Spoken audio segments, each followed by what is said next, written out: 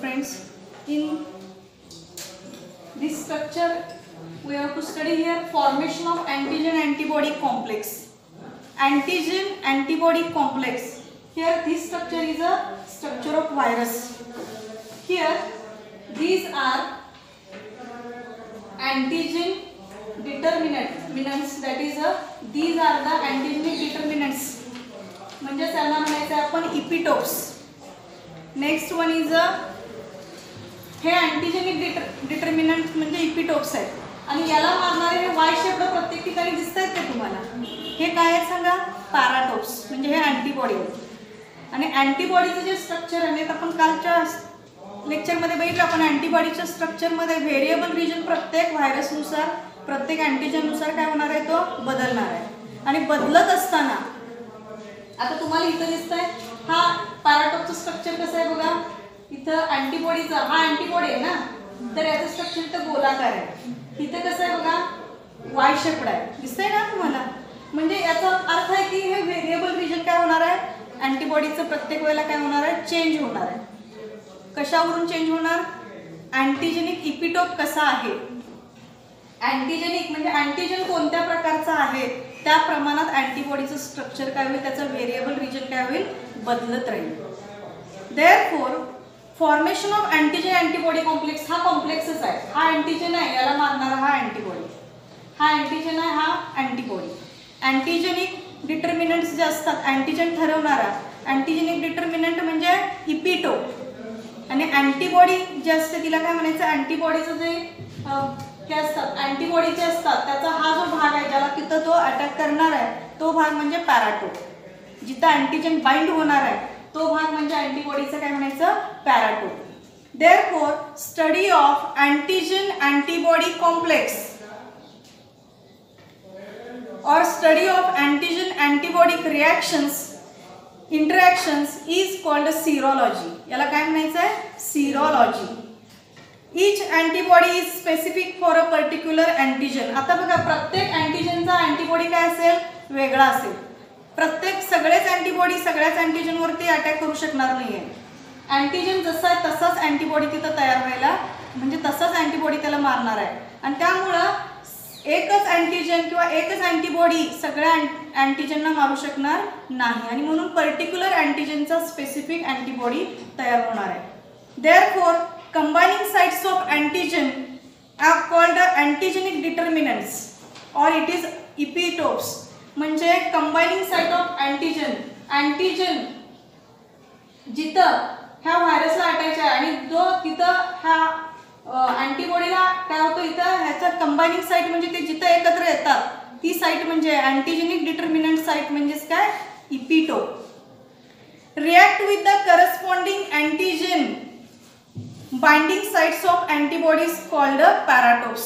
ते जिथं अँटीबॉडीशी बाइंड होतात, अँटीबॉडीच्या कुठल्या व्हेरिएबल रिजनमध्ये जिथं ते बाइंड होतात तो भाग म्हणजे पॅराटोप्स.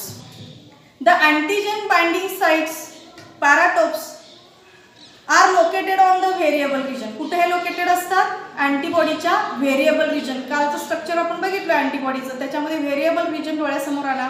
त्या व्हेरिएबल रिजनमध्ये हे बाइंडिंग साइट असतात. Small variations in the variable region, त्या व्हेरिएबल रिजन मध्ये थोडा जरी व्हेरिएशन आला, region make each antibody highly specific for a particular antigen. ह्याचा थोडा जरी बदल झाला याचा अर्थ ओळखायचं की अँटीजन मध्ये काय बदल आहे, त्याप्रमाणे थोडा जरी बदल झाला तर अँटीबॉडीच्या स्ट्रक्चर मध्ये पण बदल होतो. Therefore, the variable region enables the antibody to recognize a specific antigen and bind to specific antigen in a lock and key manner. म्हणजे जसं लॉक अँड की, पर्टिक्युलर लॉकची पर्टिक्युलर की असते, सगळ्याच किल्ल्या सगळ्या लॉकला बसणार नाही, त्या पद्धतीनं पर्टिक्युलर अँटीजनलाच मारणारा पर्टिक्युलर अँटीबॉडी असतो. कुठलाही अँटीबॉडी सगळ्याच अँटीजनला मारू शकणार नाही. And therefore it is forming an antigen antibody complex as ABO blood group system in man. Therefore, antigen on blood cells. In these antigens, there are several known antigens on the surface of human red blood cells. म्हणजे आपल्या human red blood cells वरती RBC वरती भरपूर अँटीजेन्स असतात. इतके अँटीजेन्स असतात की ज्याच्यामध्ये these antigens are determine rise to different blood groups. आता हे जे अँटीजेन्स प्रेझेंट असतात याच्यावरून आपलं ब्लड ग्रुप ठरत असतो. Then there are many genetically determined blood groups. Blood group systems म्हणजे आपल्या ह्युमन बॉडीमध्ये मुलांना अनेक प्रकारचे ब्लड ग्रुप सिस्टीम आहेत.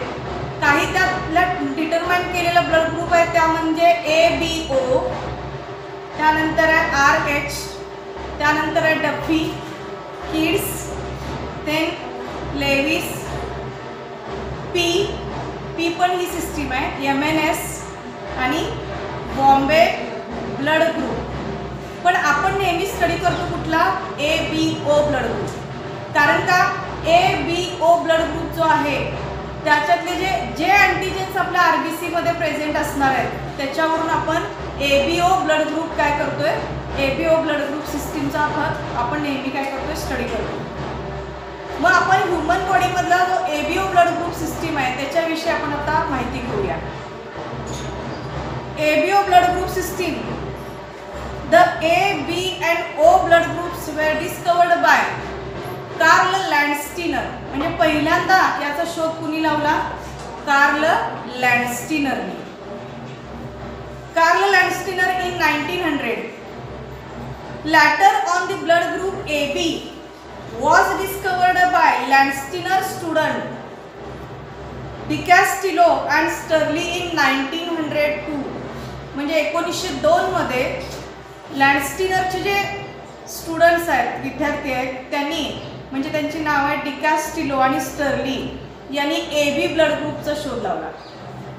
त्यानंतर Landsteiner was awarded Nobel prize for this discovery of human blood groups. म्हणजे हे जे ह्युमन ब्लड ग्रुप लँडस्टीनरने शोधले याच्यासाठी त्यांना नोबेल प्राइज अवॉर्ड देण्यात आलं. He found 2 antigens on human RBCs on the surface of human RBCs. That 2 antigens are A and B. इथे मुलांना अँटीजेन्स जे आम्ही लिहिणार आहे ते नेहमी कॅपिटल लेटर मध्ये लिहिणार आहे. अँटीजन कशावर लिहिणार आहे, कॅपिटल लेटर मध्ये. म्हणजे A अँटीजन प्रेझेंट असेल तर capital A, B antigen present असेल तर कॅपिटल B, दोन्ही अँटीजन प्रेझेंट असेल तर capital A capital B. Then he also noticed the corresponding antibodies or agglutinins in the serum called A, small a and small b. आता इथे तुम्हाला दोन letters दिसत आहेत, कॅपिटल A पण दिसतोय आणि स्मॉल a पण दिसतंय. आता मी काय सांगते त्याच्याकडे पूर्ण लक्ष द्या. Capital A means it is a antigen A and small a means it is a antibody. Antibody A, small a. Antibody A म्हणजे लिहिताना ते कसं लिहिणार आपण, स्मॉल a. आणि अँटीजन A लिहिताना आपण काय लिहिणार, कॅपिटल A. फरक कळाला की नाही. आणि अँटीबॉडीला आपण नेहमी म्हणणार आहे antibody is also called as agglutinin. अँटीबॉडीजला काय म्हणणार आहे, अग्लुटिनिन. आणि अँटीजेनला काय म्हणणार आहे, अग्लुटिनोजेन. काय म्हणायचं, अग्लुटिनोजेन. हा फरक तेवढा लक्षात ठेवा. अग्लुटिनोजेन म्हणजे अँटीजेन आणि अग्लुटिनिन म्हणजे antibody. Okay. Then there are 4 blood groups. ABO blood group system. The blood groups are determined by the presence or absence of antigen A and antigen B. म्हणजे मुलांना इतकं सोपं आहे, अँटीजन A प्रेझेंट असला तर ते blood group A असणार आहे, अँटीजन B प्रेझेंट असला तर ते ब्लड ग्रुप B असणार आहे.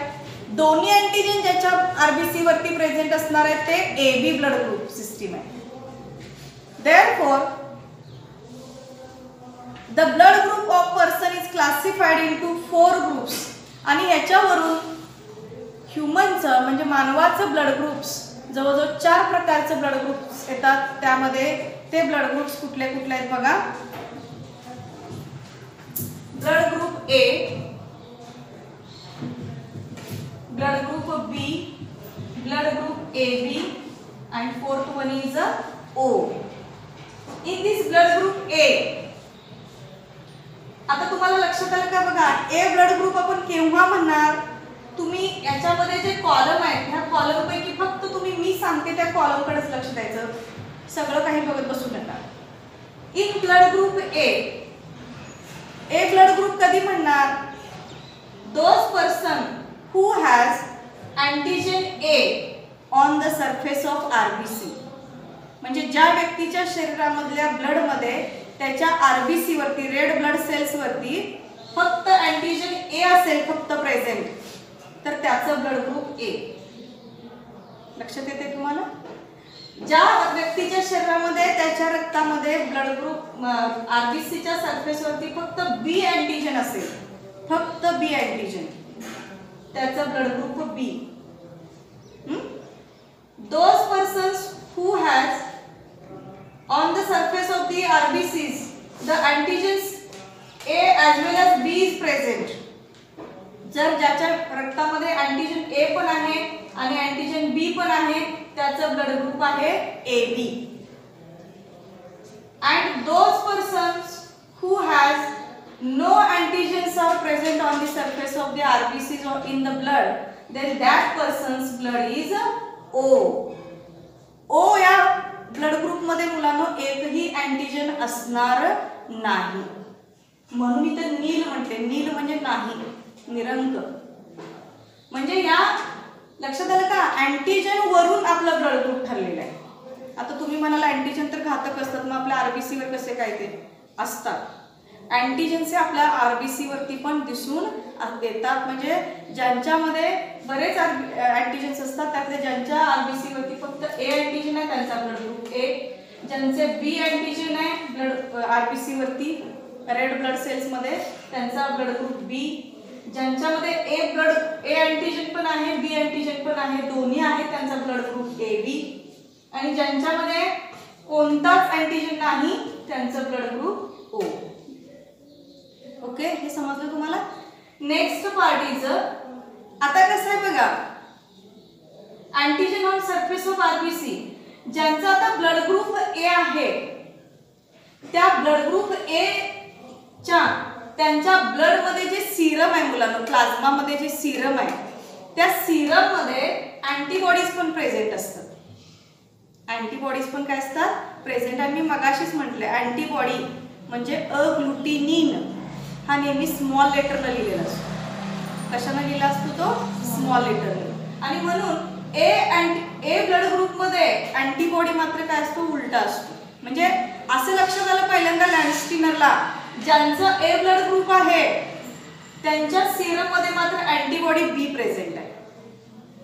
कळालं काय, ज्यांचं बी ब्लड ग्रुप आहे त्यांच्या सीरम मध्ये ब्लड सीरम मध्ये ए अँटीबॉडी प्रेझेंट आहे. आणि म्हणून यात गोंधळ नको म्हणून त्यांनी काय केले, स्मॉल लेटरने लिहिले अँटीबॉडी. इथं बघा ए अँटीजेनचा जो ए ब्लड ग्रुप आहे त्यांच्यामध्ये अँटीबॉडी बी आहे. In B blood group antibody is A. आता ज्यांचं ए बी ब्लड ग्रुप आहे, in the A B blood group in that serum there is no any antibody is present, therefore here nil. म्हणजे इथं कुठलाही antibody ह्या A B च्या कडे काय आहे, अँटीबॉडीज नाही आहे, आणि म्हणून इथं नील आहे. आणि युनिव्हर्सल डोनर जो आहे म्हणजे ओ ब्लड ग्रुप जो आहे त्याच्याकडे दोन्ही अँटीबॉडी प्रेझेंट असतात. त्याच्याकडे अँटीजन एक पण नाही मुलांना, पण दोन्ही अँटीबॉडी मात्र प्रेझेंट आहेत. Means small A as well as small B is present in the O blood group system. Then आता हे तुम्हाला लक्षात येते काय बघा, हे अँटीजन ए प्रेझेंट असला तर आपण ए ब्लड ग्रुप म्हणतो. मग हा ए अँटीजन ज्याच्यामध्ये प्रेझेंट आहे हे लिहायचं कसं, तर ह्याच्यासाठी हा जिनोटाइप लिहितो आपण. जिनोटाइप आपण जे जीन्स आहे ते लिहिताना आपण मात्र काय करतो, नेहमी होमोझायगस कंडिशन मध्ये लिहितो. मग ए अँटीजन ज्याचा प्रेझेंट आहे तिथं कॅपिटल आय ए, इथे कॅपिटल ए म्हणजे हे अँटीजन प्रेझेंट आहे. आय हा काय आहे मुलांनो, इम्युनोग्लोब्युलिन आहे, बरोबर आहे काय, हा अँटीबॉडी आहे. आणि त्या याच्यावरती आपण असं लिहितोय म्हणजे हे काय आहे, आय ए म्हणजे हा ए अँटीजन ह्याच्यामध्ये प्रेझेंट असला तर IA. कळालं काही नाही? म्हणजे ह्याचं जिनोटाइप काय आहे बघा, IA. हे होमोझायगस कंडिशन मध्ये आहे म्हणून ते आपण काय करतो नेहमी ड्युअल असं लिहितो. त्यानंतर इथं IA किंवा आपण हे असं पण लिहू शकतो IA. ए कॅपिटल आहे ना इथं, तर दुसरा आपल्याला काय करतो इथं अँटीजन दुसरा नसला तरी पण एकच अँटीजन असला A तरी पण आपण असं लिहितो IA. 0. आता ह्याच्यामध्ये इथं बी अँटीजन आहे तर इथं लिहिताना कसं लिहितात बघा, I B किंवा IB. 0. त्यानंतर इथं ए आणि बी दोन्ही पण काय आहेत अँटीजन्स आहेत म्हणून ते असं घ्यायचं. आणि इथं कुठलाच अँटीजन नाही आहे म्हणून इथं काय करायचं, अँटीजनच नाही आहे म्हणताना इथं काय लिहायचं I0. आता ह्याच्यानंतर आता बघा मुलांनो, ए ब्लड ग्रुप सिस्टीम ज्याची आहे त्याच्याकडे ए अँटीजन आहे. मला सांगा ए अँटीजन म्हणजे त्याच्या आरबीसी वरती जे ए अँटीजन आहे तो ए अँटीजन कुठं आहे तिथंच त्याचं रक्त दिलं तर चालेल. म्हणजे ए अँटीजन ह्याच्यात तर आहे आणि ए अँटीजन ह्याच्यात पण आहे. म्हणजे हा कुणाला रक्त देऊ शकतो, AB ला देऊ शकतो आणि A ला पण देऊ शकतो, होय की नाही? म्हणून इथं पुढचा कॉलम आहे बघा, कॅन डोनेट ब्लड टू. तो कुणाला ब्लड डोनेट करणार, म्हणजे ज्याच्याकडे अँटीजन ए आहे त्यालाच डोनेट करणार ना.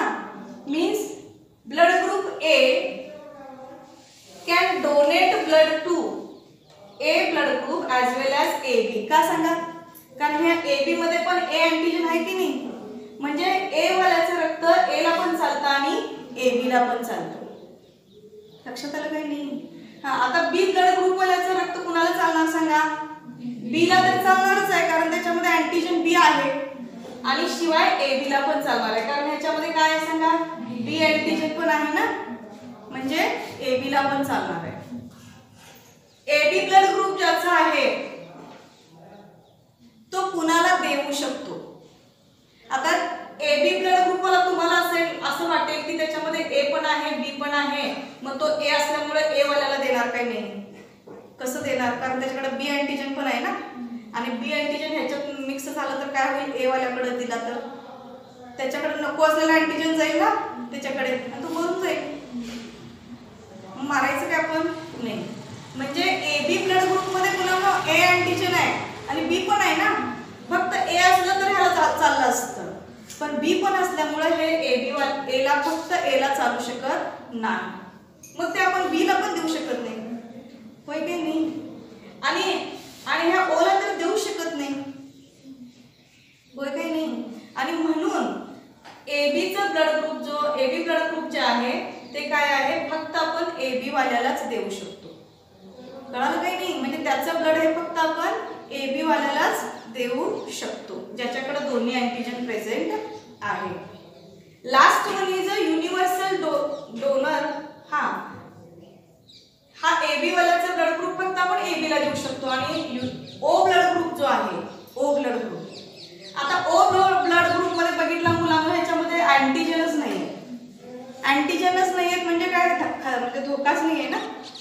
याचा अर्थ हा ब्लड ग्रुप जो आहे तो या तिघांपैकी कुणाला पण देऊ शकतो. स्वतःला म्हणजे स्वतः O ब्लड ग्रुप वाल्याला पण तो देऊ शकतो आणि उलट तो ए ला पण देऊ शकतो, बी ला पण देऊ शकतो, AB ला पण देऊ शकतो आणि O ला पण देऊ शकतो. कसं काय सांगा, परत मला सांगा. कारण त्याच्याकडे एकही अँटीजन नाही. अँटीजनच नसल्यामुळं तो काय करू शकतो, त्याचं रक्त कुणालाही चालू शकतो. And therefore blood group O can donate blood to A blood group, B blood group, AB and O. हा सगळ्यांना ब्लड डोनेट करू शकतो आणि म्हणून याला म्हणायचं युनिव्हर्सल डोनर, वैश्विक दाता. काय म्हणायचं त्याला, वैश्विक दाता. तो त्याचं रक्त तो कुणालाही प्रत्येकाला देऊ शकतो, सगळ्यांना देऊ शकतो म्हणून तो युनिव्हर्सल डोनर, दाता म्हणजे दान करणारा.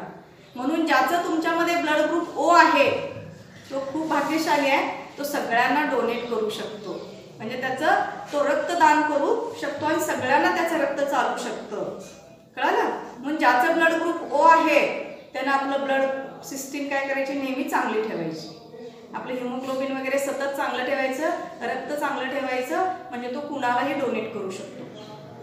Next, blood can receive blood from. आता बघा, कॅन रिसीव करणे म्हणजे काय करणे, घेणे. डोनेट करणे म्हणजे देणे आणि रिसीव करणे मीन्स घेणे. कॅन रिसीव ब्लड फ्रॉम हा कुणाकुणाकडून रिसीव करू शकतो. रिसीव करणे म्हणजे घेणे. आता ए ब्लड ग्रुप ज्याचा आहे तो कुणाकडून रिसीव करू शकतो, ज्याच्यामध्ये कुणाकडून घेऊ शकतो सांगा, ज्याच्यामध्ये अँटीजन ए आहे. बरोबर आहे, फक्त ए. आणि काय आता ओ कडनं का सांगा, कारण याच्याकडे अँटीजनच नाही आहेत ना, म्हणजे त्याचं कुणालाही चालतं. म्हणून हा कॅन रिसीव कुणाकडनं घेऊ शकतो, ए कडून घेऊ शकतो आणि ओ कडून घेऊ शकतो. Blood group B can receive blood from B because here antigen B is present and O blood group. AB blood group मध्ये बघा मुलांनो, हा कुणाकुणाकडून रिसीव करू शकतो, फक्त A वाल्याकडून रिसीव करू शकतो. का फक्त असं म्हणायचं नाही का, कारण याच्याकडे A अँटीजन आहे, B वाल्याकडे B अँटीजन आहे, AB वाल्याकडे तर दोन्ही अँटीजन आहेत आणि O ब्लड ग्रुप कडे अँटीजनच नाही आहे. म्हणजे AB ब्लड ग्रुप जो आहे तो त्याला सगळ्यांचे रक्त चालू शकतं. फक्त ए वाल्याकडे घेतलं तर त्याच्यामध्ये ए अँटीजन आलाय, बी वाल्याकडे घेतलं तर बी अँटीजन आलाय, एबी वाल्याकडनं घेतलं तर एबी कडे दोन्ही पण अँटीजन आहेत, ओ वाल्याकडे एकही अँटीजन नाही तरी त्याला ते रक्त चालू शकतं. मग हा सगळ्यांच्याकडून ब्लड घेऊ शकतो मुलांनो, म्हणून याला म्हटलंय युनिव्हर्सल ऍक्सेप्टर. युनिव्हर्सल ऍक्सेप्टर म्हणजे हा युनिव्हर्सल म्हणजे हा सगळ्यांच्याकडून ब्लड घेऊ शकतो, हा ऍक्सेप्टर आहे. म्हणजे हा एक प्रकारे घेणारा आहे, कारण त्याला सगळ्यांचे रक्त चालू शकतं ना. आणि म्हणून हा युनिव्हर्सल ऍक्सेप्टर म्हणजे ज्याचा ब्लड ग्रुप ए बी आहे त्याला निवांत राहायचं, त्याला कशाचीही कधी कमतरता पडणार नाही आहे. कारण त्याला बाय चान्स कधी गरज पडली तर तो ए वाल्याकडून पण घेऊ शकतो, बी वाल्याकडून पण घेऊ शकतो, ए बी वाल्याकडून पण घेऊ शकतो आणि ओ ब्लड ग्रुप कडून पण घेऊ शकतो. Last one is O blood group. ज्याचा ब्लड ग्रुप ओ आहे ते ओ ब्लड ग्रुप असणारे मात्र काय करायला पाहिजे बघा, कॅन रिसीव ब्लड फ्रॉम. आता मुलांना ओ म्हणजे कोण, ज्याच्याकडे एकही अँटीजन नाही आहे.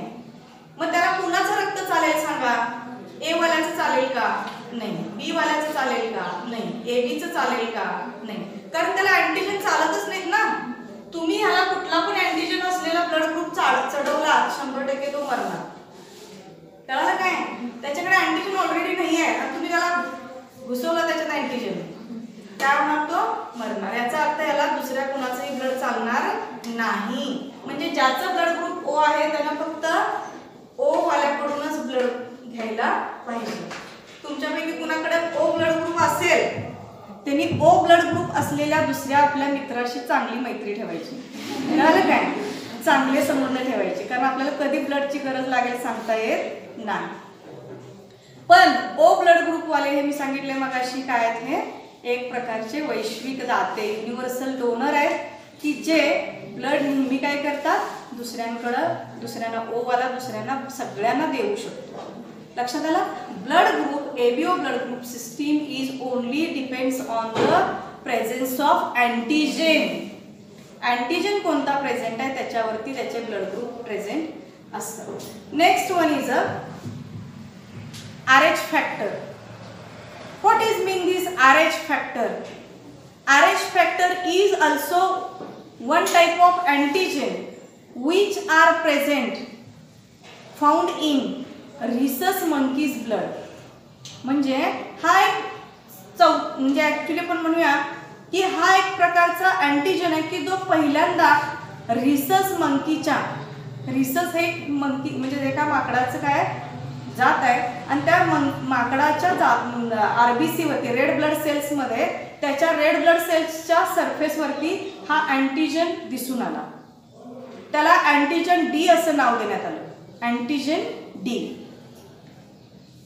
This antigenic protein which is present on the surface of the RBCs in human beings, हे जे RBCs आहेत आरबीसीच्या सरफेसवरती हा डी अँटीजन जो दिसून आला, तोच डी अँटीजन नंतर असं लक्षात आलं की तोच डी अँटीजन ह्युमनच्या ब्लडचा स्टडी केला, तेव्हा ह्युमनच्या ब्लडमध्ये पण काही ह्युमनच्या ब्लडमध्ये तोच अँटीजन ह्युमनमध्ये पण दिसून आला की जो अँटीजन डी हा रिसस मंकीच्या आरबीसी मध्ये होता, तोच अँटीजन डी हा ह्युमन आरबीसी मध्ये पण दिसून आला.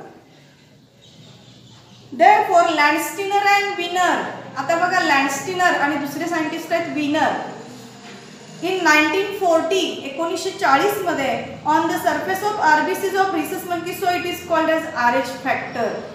लँडस्टीनर आणि विनरने त्याचा शोध लावलाय आणि म्हणून हा डी अँटीजन ज्या आरबीसी वरती प्रेझेंट आहे त्याला त्यांनी काय केलंय, मग तो वाचत असताना त्यांनी काय केलंय, त्या रिसस मंकीचा शॉर्ट फॉर्म केलाय आणि शॉर्ट फॉर्म करून तो लिहिताना कसा लिहिलाय RH. रिसस या शब्दाचा शॉर्ट फॉर्म केला आणि कसा केला तो RH. Those human blood group has antigen D is present, then that blood group is called as a RH positive. And in those human beings on their RBCs the D antigen is absent, then that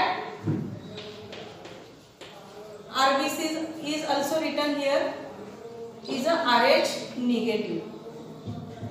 म्हणजे D antigen present असला तर RH positive लिहायचं आणि D antigen absent असला तर RH negative लिहायचं.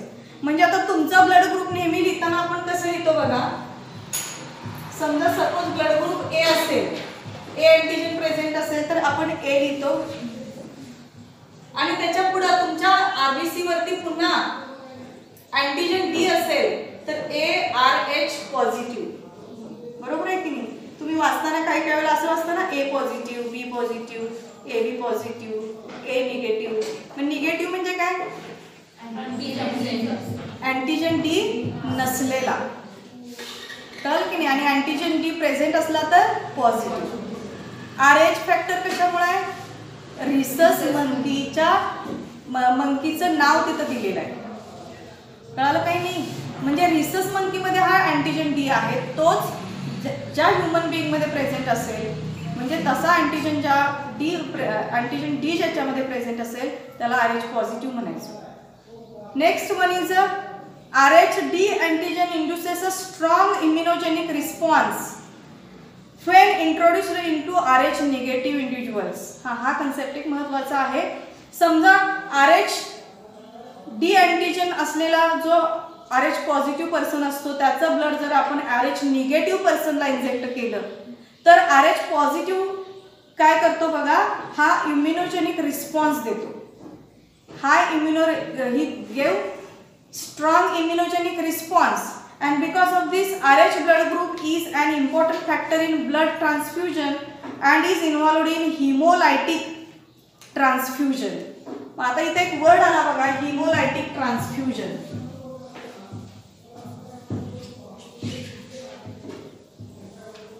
hemolytic transfusion.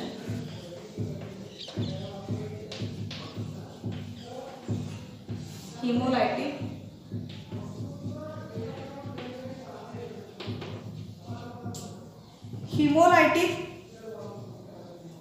diseases of new hemolytic blood transfusion and is involved in hemolytic diseases of newborn. Hemolytic diseases of newborn. In short, it is called as a HDN. What is mean this H? H means hemolytic, D means disease and N means newborn. newborn म्हणजे नवजात बालक जे असतं त्याच्यामध्ये हा रोग होतो, त्याला हा रोग होतो. समजा blood transfusion and is involved in hemolytic diseases of the newborn which is called erythroblastosis fetalis, destruction of erythrocytes of the fetus. It occurs when an RH negative mother conceives RH positive fetus. म्हणजे काय लक्षात घ्या, म्हणजे mother जी आहे, pregnant mother जी आहे, तिचं blood हे म्हणजे प्रेग्नंट मदर जी आहे तिचं ब्लड जर RH निगेटिव्ह असेल, मला सांगा RH निगेटिव्ह म्हणजे काय, तिच्यात कुठला अँटीजन टी आहे काय, नाही, हा अब्सेंट आहे. पण तिच्या फिटसमध्ये म्हणजे तिच्या गर्भाशयामध्ये वाढणारं बाळ जे आहे तो जर RH पॉझिटिव्ह असेल, RH पॉझिटिव्ह असेल तर ह्या बाळाला काय होणार नाही, ह्या दोघांचं ब्लड मिक्स होणार काही नाही. कशाद्वारे, प्लासेंटामधून. कारण आईचं सगळं काय होत असतं, ह्या बाळाला नाळेतून जात असतं ना ब्लड, होय की नाही. मग RH निगेटिव्ह मदर असेल आणि हिचं ब्लड ह्याला जात असतं, नाळेतून जातं.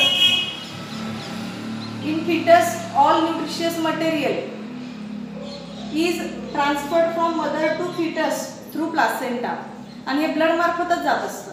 मग त्यांचं रक्त मिक्स होणार की नाही. आणि असं जर झालं RH negative blood RH positive कडे चाललंय आणि त्यामुळं तिथं काय होणार आहे बघा, ह्या बाळाचे RBC, बाळामध्ये जे RBC आहेत, रेड ब्लड सेल्स जे असतात ओव्हल शेपड, हे काय होत नाही, ते RBCs काय होतात, फुटतात. तो फुटतात, तो रोग कुठला आहे, इरिथ्रो मीन्स RBC. ब्लास्ट म्हणजे फुटणे, इरिथ्रोब्लास्टोसिस फटालिस म्हणजे फिटस मध्ये ही कंडिशन होते आणि बाळ आतल्यात मरू शकतं. कळालं काही नाही. आणि म्हणून RH निगेटिव्ह मदर असेल आणि फिटसचं जर ब्लड हे RH पॉझिटिव्ह असेल तर असा कन्सेप्ट होऊ शकतो, ह्याला म्हणायचं HDN, आणि तो जो डिसीज आहे तिला म्हणायचं इरिथ्रोब्लास्टोसिस फटालिस. लक्षात आलं. आणि म्हणून द RH पॉझिटिव्ह RBCs म्हणजे RH positive red blood cells जे आहेत from the fetus may enter the mother circulatory system during child birth. आता ह्यातले समजा असं पण होऊ शकतं काही वेळेला, ह्यात RH पॉझिटिव्ह फॅक्टर आहेत चाइल्डकडे, होय ना, आणि हिचं ह्याच्यातलं सर्क्युलेशन होऊन ह्यातले काही अँटीजन्स आईकडे जर आले, कारण ब्लड जसं जातं तसं बाळाचं पण ब्लड काय होऊ शकतं, आईमध्ये मिक्स होऊ शकतं. तर त्या ब्लडमधून ह्याचे अँटीजन्स जर ह्याच्याकडे आले, आईकडे आले, mother circulatory system during child birth म्हणजे बाळ जन्मताना, causing her to produce anti-RH antibodies. Anti-RH antibodies as a result, subsequent RH positive fetuses will be exposed to the anti-RH antibodies produced by mother, which results in HDN. In order to prevent HDN, RH negative mother is injected with the anti-RH antibody during all pregnancies carrying RH positive fetus. म्हणजे ज्या स्त्रीला म्हणजे जी pregnant woman आहे आणि समजा ती RH negative असेल तर तिला पूर्ण प्रेग्नन्सीमध्ये असं होऊ नये, म्हणजे ती त्या बाळाचे अँटीजन्स ह्याच्यामध्ये मिक्स होऊ नये किंवा असं इरिथ्रोब्लास्टोसिस फटालिस होऊ नये की गर्भ मारला जातो. काही वेळेला आई पण त्याच्यामध्ये दगावते, लक्षात घ्या. मग हे असं होऊ नये म्हणून anti-RH अँटीबॉडीज काय केले जातात, तिला चढवले जातात. कळलं का, anti-RH अँटीबॉडीज. कळलं की नाही, अँटीबॉडीज म्हणजे कळलं की नाही की ते संरक्षण घटक आहेत की ते त्या मदरला काय केले जातात, इंजेक्ट केले जातात आणि जेणेकरून अशी घटना म्हणजे असे होऊ नये, हिमोलायटिक डिसीज. आता या शब्दात पण अर्थ आहे, हिम म्हणजे RBCs, हिमोग्लोबिन म्हणजे आयर्न आहे, प्रोटीन आहे, लायटिक म्हणजे ब्रेक होणे, डिसीज हा रोग आहे कुणामध्ये, न्यूबॉर्न मध्ये, नवीन जन्मणाऱ्या बालकामध्ये. म्हणजे हा फिटस कंडिशन मध्येच काही वेळेला काय होतं, बाळ दगावू शकतं किंवा ह्याचा धोका आईला पण असू शकतो. काही वेळेला आई पण याच्यामध्ये दगावण्याची शक्यता असते. आणि म्हणून ह्याच्यावरती आज उपाय काय आणलेला आहे, anti-RH अँटीबॉडीज त्या मदरला काय केले जातात, इंजेक्ट केले जातात. आणि म्हणून प्रेग्नंट मदरची पहिल्यांदा काय केली जाते, ब्लड टेस्ट केली जाते बघा. म्हणजे तिचं ब्लड नेमकं कोणतं आहे हे पहिल्यांदा काय केलं जातं, केलं जातं आणि ते गरजेचं सुद्धा आहे.